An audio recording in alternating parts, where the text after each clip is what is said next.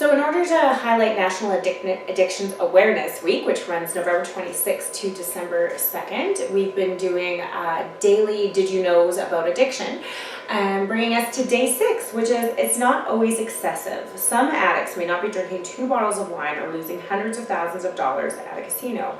For some, it's the consistency that is concerning.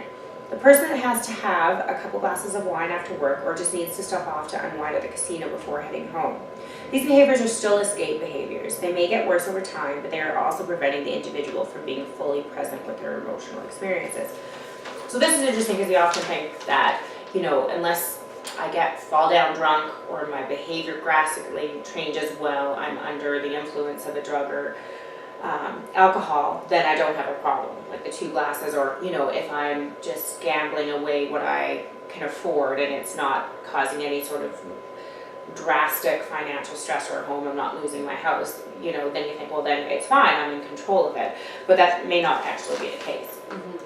Yeah, and I hope with this point where people realize is you don't have to hit a rock bottom in order to realize that it's a problem.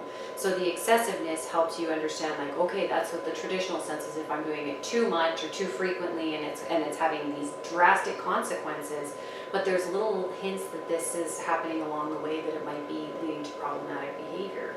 Right? And so we want to be watching out for those things. And some people might never even get to the point where it's excessive. Maybe they will just always be engaged in that behavior where it's 2 glasses of wine or just a little, like whatever I can afford at the casino. But there's still ways that they're not being fully present in their lives. So for example, my husband used to always tell me that I was a sugar addict, and for me, I would think like, well, no, I'm not a sugar addict because I will only have I'll have sugary things throughout the day, and I like to have a sweet at night, but I'm not gobbling through a whole case of cookies or not overindulging in a bucket of ice cream.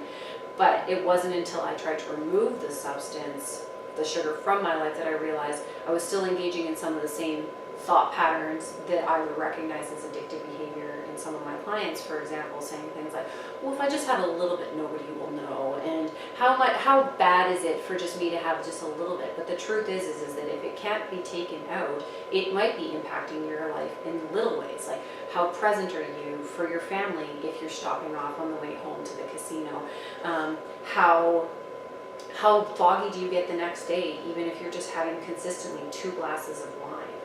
And so the kind of ask of yourself is, okay, if I removed this action, this behavior, this alcohol, this gambling, how do I feel? Does the loss of that trigger something in me? Mm-hmm. And is it the need to fill that space? Mm-hmm. And that's where you can do these little experiments to see what happens if you remove it, because that's what'll really tell you, is this a problem or is this just something that a habit, maybe more so?